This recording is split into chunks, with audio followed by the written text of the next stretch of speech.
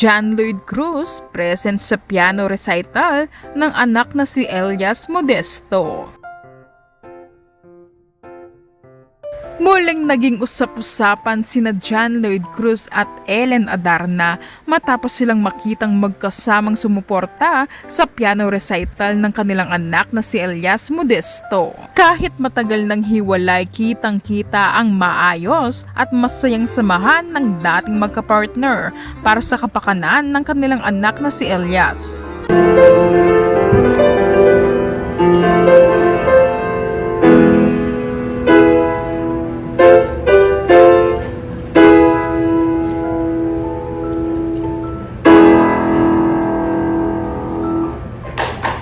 Ibinahagi ni Ellen sa kanyang Instagram story ang ilang eksena mula sa naturang event.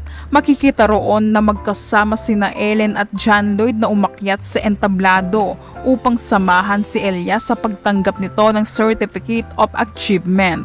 Kapansin-pansin ang saya sa kanilang mga mukha, patunay na nagkakaisa sila bilang mga magulang na makikita sa kanila ang pagiging proud parent. Kung hindi mo alam na hiwalay na sila, mapagkakamalan mo silang isang buo at masayang pamilya. Mas lalo pang ikinatuwa ng netizens ang pagkakasama ni Ellen at ng kasalukuyang girlfriend ni John Lloyd na si Isabel Santos. Sa ilang larawan makikitang magkasundo ang dalawa at sa isa pang kuha ay masayang magkakasama sina John Lloyd, Ellen at Isabel na malinaw na nagpapakita ng respeto at magandang samahan. Nagdagdag aliw din sa event ang anak ni Derek Ramsey at Ellen na si Baby Lily.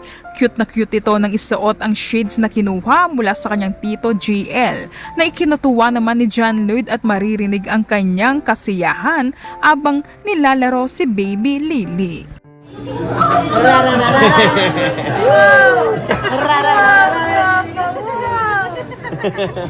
Balik mo na kay dito kay Dahil sa mga larawang ito, muling kinilig ang netizens at pinuri ang pagiging mature at supportive ni na John Lloyd at Ellen bilang mga magulang. Patunay umano ito na posible ang maayos na co-parenting kahit hindi magkasama bilang magka-partner.